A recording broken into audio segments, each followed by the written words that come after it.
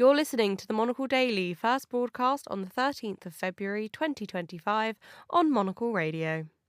Donald Trump's first public call with Vladimir Putin. Can Europe do anything but watch? Also, an attack on Munich as world leaders gather for the annual security conference. And would you name your ex after a rodent about to get eaten by an owl? I'm Chris Chermak. The Monocle Daily starts now.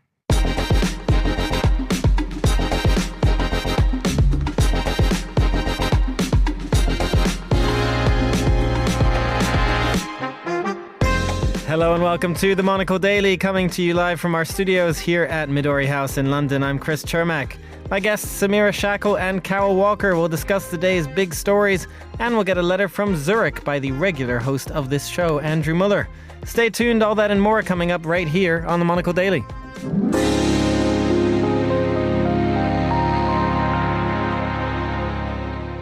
This is the Monocle Daily, and I'm Chris Chermak. I'm joined today by Samira Shackle, freelance journalist and author of Karachi Vice, Life and Death in a Contested City, and by Carol Walker, Times Radio presenter, political commentator, and former BBC correspondent. Good evening to you both. Yeah, good evening, Chris. Hi. Great to have you here. Samira, I do want to start with you because it may be your last time here for a little while. You're having a baby. I am having a baby, yeah, due at the start of April, which simultaneously feels terrifyingly close and impossibly far away.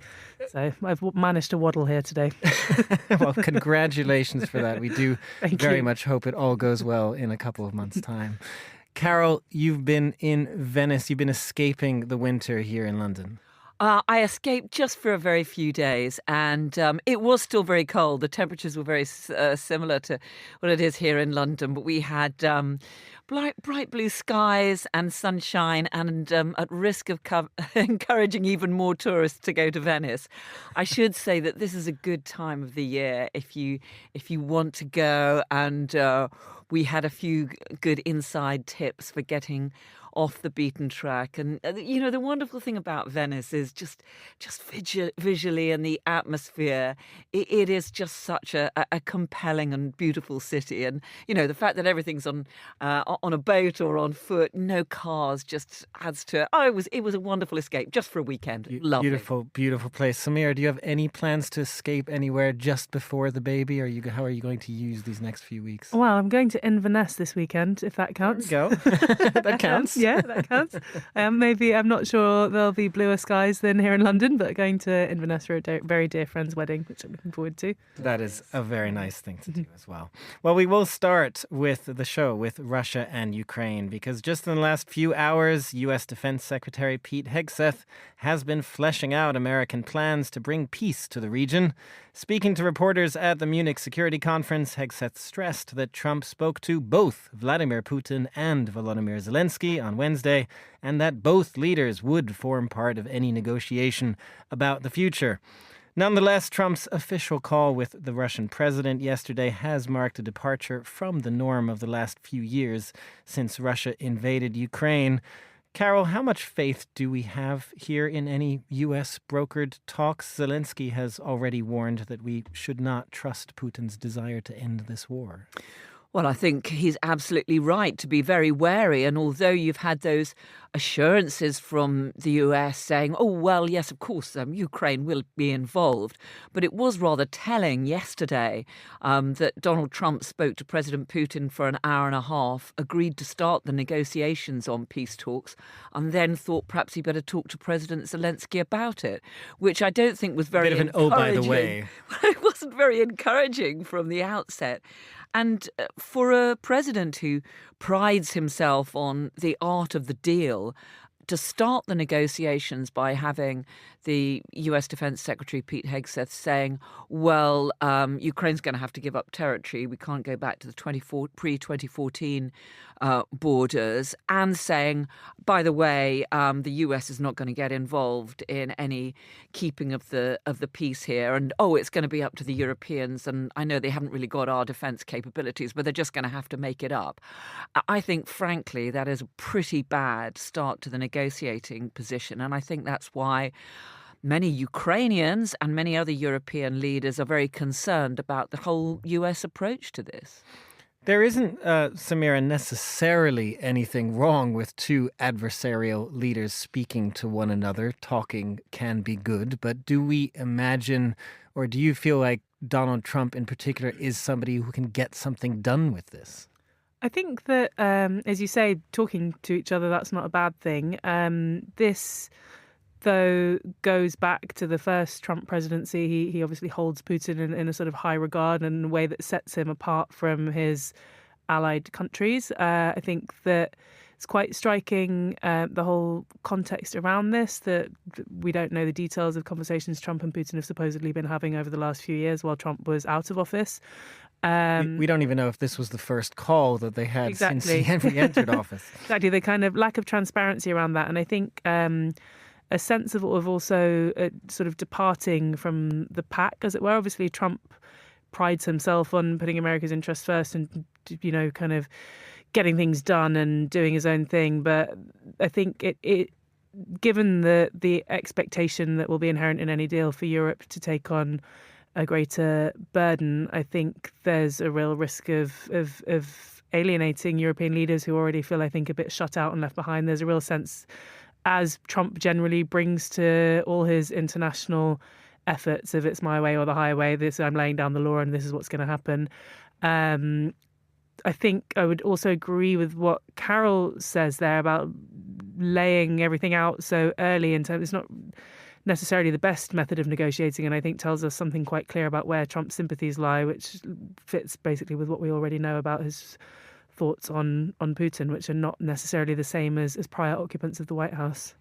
Well, Carol, you were mentioning Pete Hegseth's sort of approach to Europe as well. Trump and Hegseth have been busy laying out that pretty dramatic a change to U.S. foreign policy, I think it's fair to say as well, this idea that Europe needs to stand on its own. They're basically saying that, they want to end the war in Ukraine and then Europe is on its own from there. Is there any version of that where this works, I guess, is one question. Could Europe guarantee Ukraine's security on its own in some way going forward? Well, I think at the moment they're going to struggle. I mean, in a sense, this is a continuation of what not just President Trump, but also previous presidents, including Biden and Obama, have been saying that European NATO members have got to spend more on defence and have got to shoulder a greater responsibility. But I think what was significant, which was slightly overtaken by the announcement of those talks between Trump and Putin yesterday, was Pete Hegseth saying to European countries, America's no longer going to be the primary guarantor of security in Europe. If you want security, you Europeans are going to have to provide it yourselves. And the other part of this, of course, is the clear position that the Trump administration wants to stop spending as much money and sending as much military equipment into Ukraine. And I was talking to a former Ukrainian defense minister last night who was saying that it's not just the support and the financial support, but at the moment Ukrainian troops are reliant on US technology and hardware and satellites in the ongoing battle, and there are real concerns about at what stage in any of this some of that might be withdrawn. Now, I think all European nations do know they've got to spend more, but we all know that most European nations, including the UK, are really struggling with their public finances. The UK is only spending just over 2.3% on defence. Trump's talking about 5%, and there's absolutely no way that Britain's going to get up towards that amount. And other European countries have been making similar points. So I think it's a very tough ask to say to European nations, you're going to have to take this on. And it's unclear what the timetable for that is as well. Samira, just one other aspect of that Carol, in a way, alluded to. If Europe has to work on its own, as Hegseth is saying, he has also made this point that the reason for that is that the U.S. needs to focus on China.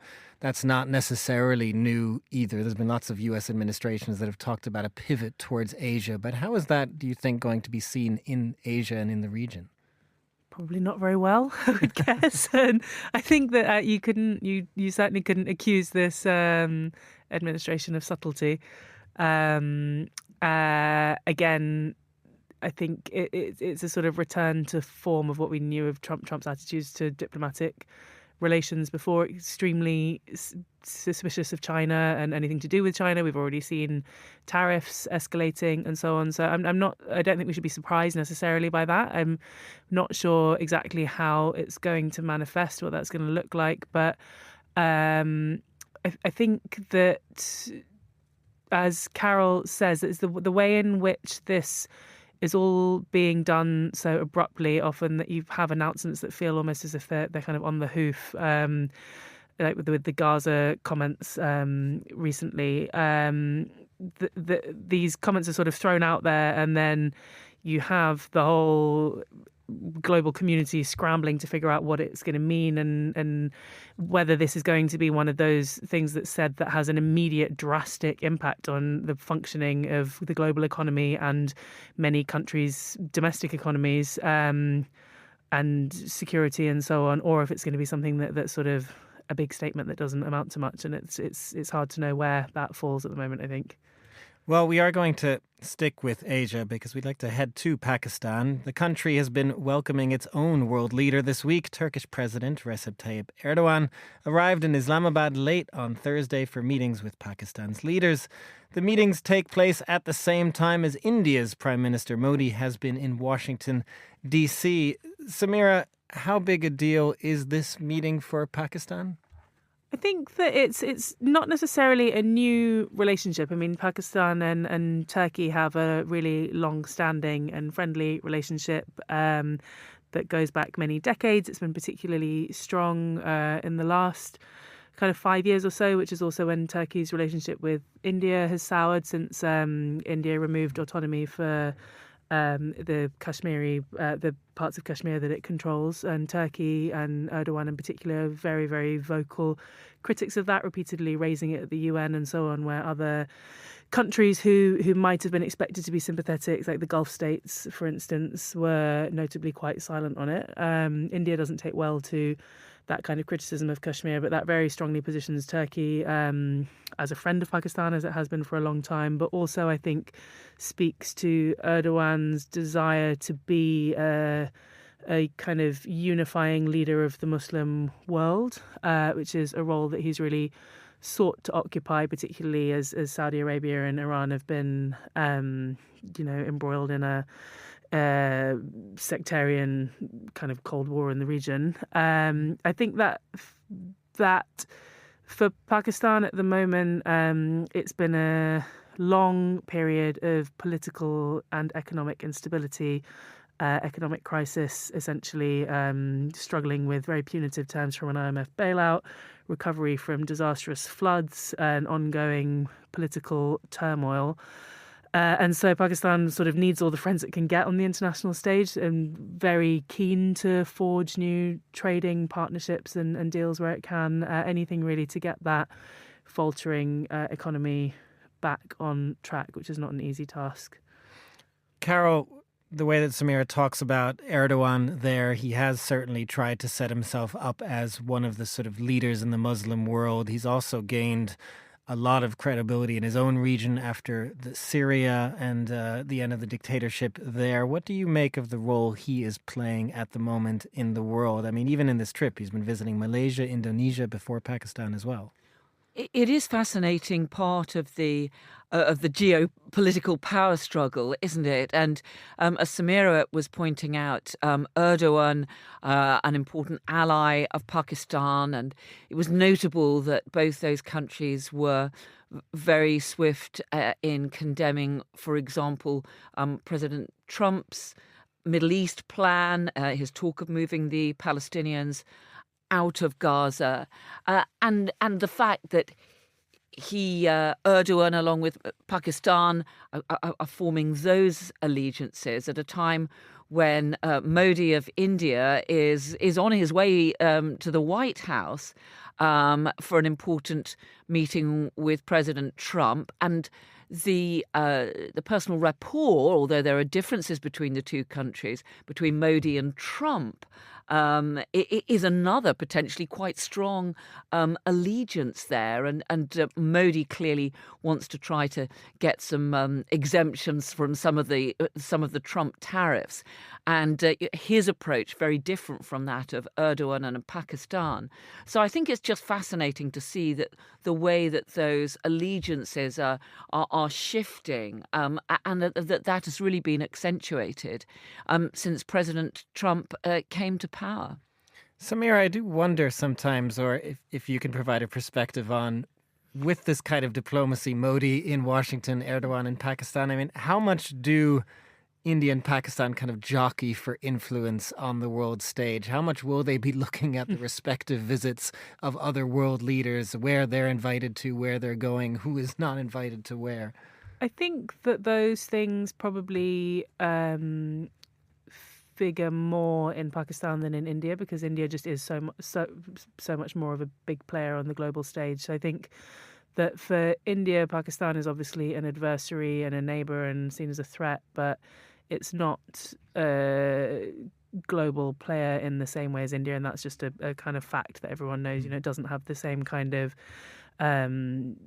influence globally, economically, politically, any of those things. So I don't think that it's necessarily, in terms of something like diplomatic visits, a direct competition. I think where you see that anxiety on both sides is in terms of, I guess that there's the way it's sometimes articulated as a fear of encirclement. So, you know, Pakistan is really worried about sort of being encircled by India and its alliances. It's very worried about, for instance, India in the before the Taliban taking over again in Afghanistan. It's one of the reasons Pakistan's been so sympathetic to the Taliban in Afghanistan, is very worried about Indian influence on the Afghan government. India, conversely, is very worried about China as its bigger neighbour, and the threat of encirclement through China's huge influence and role in Pakistan. So I think that is a real source of anxiety, those sort of regional alliances and how they affect borders and security and immediate sort of safety and security, as it were, rather than the optics of who's where. I mean, that might matter in a sort of egos of politicians, but I don't think it sort of informs policy in quite the same way. Well, we will return to Munich now, because just as the Munich Security Conference was getting underway, the city was subjected to an awful attack with a car driving into a group of people, injuring at least 28. The suspect is a 24-year-old Afghan asylum seeker, and the attack comes just over a week before Germany's federal elections. So you can imagine that in this heated environment, the reactions have been heated and swift. Carol, this does follow a string of similar awful attacks in Germany in recent months. It really has dramatically changed the discourse in Germany and in these elections, hasn't it? Well, I think it comes at a time when Germany is a deeply divided country, and where those concerns about security just really feed into that. As you say, we're just over a week from the German elections. The latest polls show the AfD risen to around 20% in the polls, the second strongest party. And we recently seen Chancellor Scholz breaking this taboo of using AfD support to get measures through Parliament. And we've now got this late... New Chancellor, you mean potentially? Potentially, yeah. I'm sorry, yeah. I'm getting confused. Doing deals, breaking that taboo of the more traditional German parties who in the past said that they wouldn't have any dealings with the AfD. And as you say, this attack today, 28 people injured when a car drove into what appeared to be a trade union rally, just the latest attack. And once again, the prime suspect in this case is an asylum seeker, in this case an Afghan asylum seeker. And the reaction you've seen from both Merz and Scholz and other senior German politicians has been to talk tough about cracking down on law and order, dealing with the problems of securing the borders and so on. So I think that this attack is just going to feed into that really febrile attack in the run-up to those elections. And of course, the AfD will certainly be trying to make the most of it to up its rhetoric in blaming immigrants for so many of the wider problems that German society has, the problems with the economy slowing, the difficulties that manufacturing sectors are facing, the difficulties that young people are having with getting housing, the sorts of problems that we're seeing so familiar across other parts of Europe. Samira, it has shifted the rhetoric so much in a place like Germany, to be honest, not just in that sense the AfD, even Olaf Scholz talking about any asylum seekers that commit such an attack should be sent back immediately. What do you make of this shift, I guess, in rhetoric from politicians? Because the reality that does always kind of bear repeating, I think, in these stories is that generally migrants do not commit more crimes than citizens do. And yet these sorts of high-profile attacks just dominate the narrative. Absolutely. And I think it's obviously a difficult position for mainstream politicians who you see it, I think, playing out here as well with in recent weeks, not necessarily in relation to specific crimes, but the Labour government releasing videos of deportations, for instance, which is a very clear attempt to appeal to reform voters. So I suppose on one level you can see the logic of trying to capture some of the space taken up by these populist voices on the more extreme end of the right wing. But I think it's not usually a strategy that's particularly effective for mainstream parties because, firstly, it put simply, you're not going to kind of out fascist a fascist, I guess. You're not going to be as a kind of serious contender for government. You're not going to be able to say something more outrageous than a populist outsider party, I think, is the thing. You're not going to be able to say it from the position of not having been in government, and I think it's impossible to beat people at their own game, and it's a dangerous game in politics to try and win on the basis of a narrative frame set by your opponents. And then I think also, as you say, if we're talking about particular crimes, there isn't evidence that migrants commit crimes at a higher rate. And I think that another risk of this rhetoric is cementing the impression that's the case, and that it's the kind of biggest problem facing society, which once again, why would you then vote for the parties that have been in power all this time? Why wouldn't you vote for the populist outsider who you're trying to, whose support you're trying to take? So I think it's a bit of a losing game strategically. I also think you could have a whole separate conversation about the morality of it, but strategically I think it's also really off, and it's worrying, I think, for everyone. I think it's worrying for a population everywhere here, Germany, to see that Overton window shifting and the parameters of acceptable discourse going so far in one direction. Well, on that note, finally, for our panel. Oh, that little bitty teeny weeny thing they call the love boat. Nobody's ever seen it, but it's got the whole world shook up. It all started with a little bitty... Love Bug by George Jones there, because it is the night before Valentine's Day, and while many of you will hopefully be planning fancy dinners with your partners, those of you with a grudge to bear against an ex have a new option on your hands. Animal shelters and zoos in the United States and Canada have been launching a series of campaigns offering those of us seeking revenge the option of naming everything from bugs and rats to feral cats and cockroaches after someone who has wronged you in the past. Though to be fair to Minnesota's zoo, their campaign has said you can name a bug after either friend or foe. Carol, I won't necessarily ask you to out anyone on this, but was there a name that sort of popped into your head as you heard about this idea? Look, I'm in the extremely fortunate position of being happily married and looking forward to having, I think, just a quiet dinner with my husband tomorrow night. But I hate to put a downer on the on the light-hearted moment towards the end of our discussion, but I'm someone who really hates zoos. I find them sad and depressing places. I know that these days you don't even have to visit a zoo for this. Well, you can just get a picture sent to you in the mail of the rat that was eaten by an owl that you named after somebody that wronged you in the past. And I know that zoos try very hard to try to ensure the best standards of welfare these days. But the idea that these poor creatures are not only stuck in a zoo, but are now going to be just cast into the role of the so and so that's just dumped you, I think is just adding insult to injury. Samira, do you find anything cathartic about this? Would you be tempted It's so far from anything I think I would do after a breakup, where I feel like all my past breakups I've invested a lot of energy in appearing to be completely unbothered. I can't imagine paying money to name a mealworm after an ex and have a video of it at all. Is there anything else that you have perhaps done that has tried to sort of take the edge off? I don't know, but I don't think I'll be naming any cockroaches.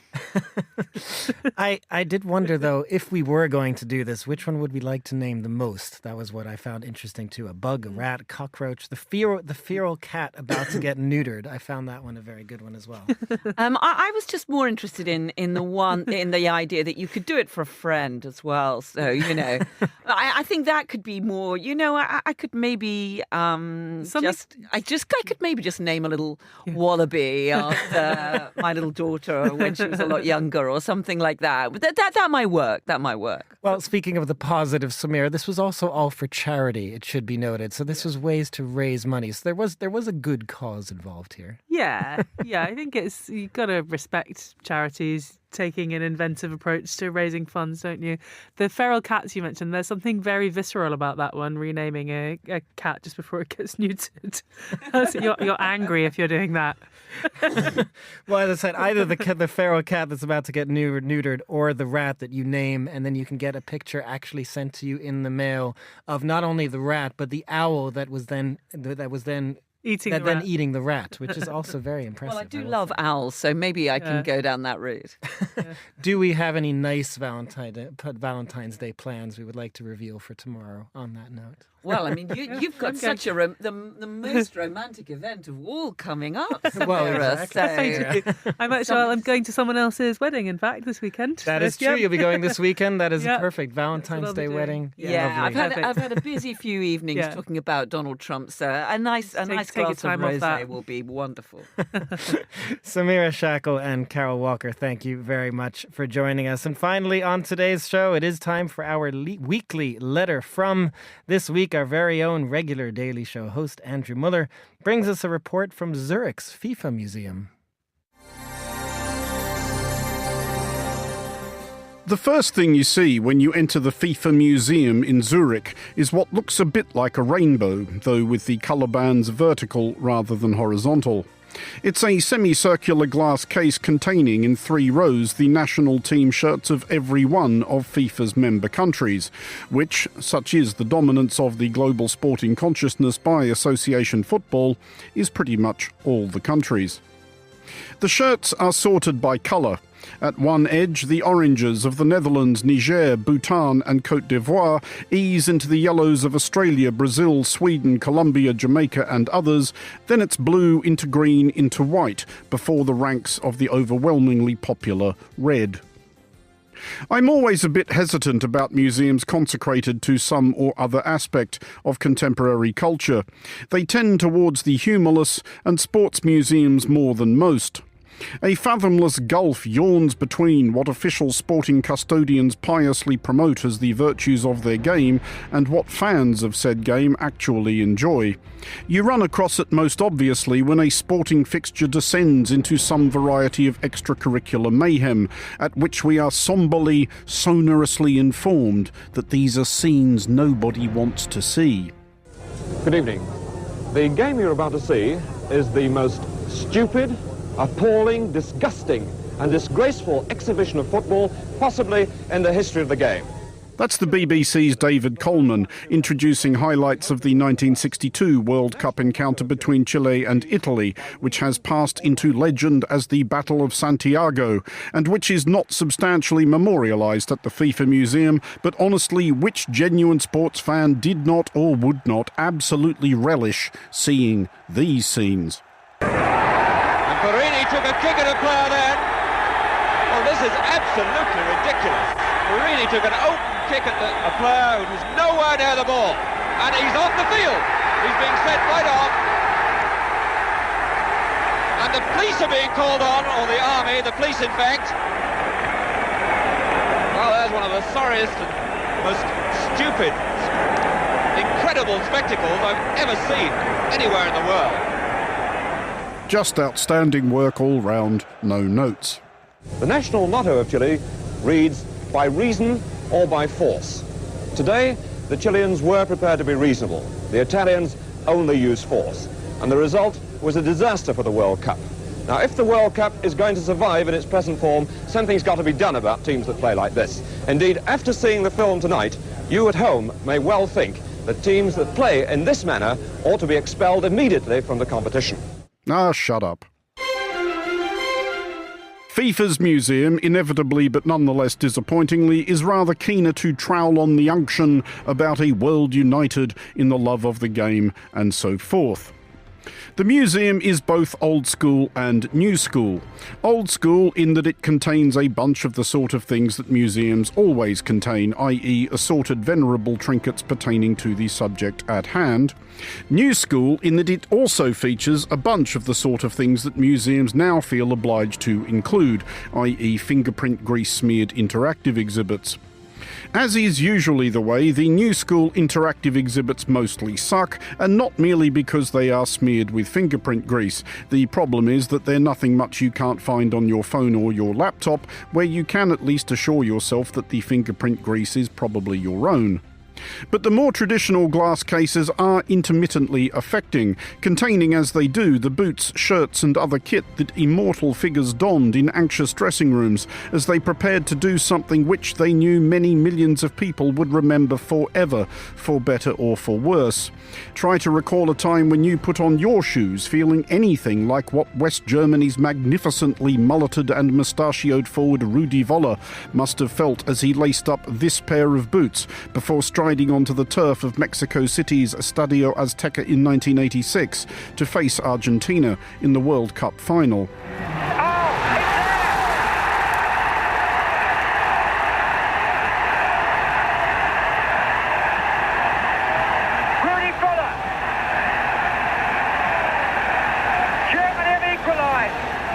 Would be poetic to think that one of these hoofed in Voller's 81st minute equaliser, but Voller headed that one from a penalty box pinball which followed a corner kick. It was, however, very definitely this pair of boots into which Voller's heart sank 3 minutes later when Jorge Burruchaga ran on to Diego Maradona's typically deft pass and put Argentina ahead. He's onside. Burruchaga is through for Argentina. Can he do it? It's there! Burruchaga has made it 3-2. Amazing scenes here. With 6 minutes to go, Argentina are back in front. There is one of these cases for each World Cup thus far held, and this being the FIFA Museum and all, they've been able to get hold of some top-rank ephemera. Among the relics of the Men's World Cup, they have Maradona's shirt from Argentina's victory in Mexico '86, Pele's tracksuit top from Sweden 1958, one of Neymar's shirts from Brazil 2014, rather disappointingly not besmirched by grass stains caused by the striker's trademark theatrical descent to the turf in search much of the charity of gullible referees. At what must surely have been Neymar's insistence, the accompanying caption notes that injury precluded him from participating in the infamous semi-final in which Brazil were dismantled 7-1 by Germany. Oh, it might get worse. This is from far. This is quite astonishing. It's all over now. It really is all over for Brazil. But there's just something missing. Any sense of why it matters so much to so many when 22 people gather to kick a ball around a paddock? Any sense of what it meant to whoever first clutched that ticket for the 1958 World Cup final at Rosunda Stadium near Stockholm? Whether they were thrilled or appalled or maybe a bit of both as a 17-year-old Pelé scored 2 of the 5 that Brazil ran up against the bewildered hosts. The line between museum and mausoleum is often a thin one. Inlägg från Nilton Santos. Pelé, ja det är lysande. Titta på uppvisningen. Det är makalöst. Det är fullständigt enastående. Det är 3-1 för Brasilien, Pelé. For Monocle Radio, I'm Andrew Muller.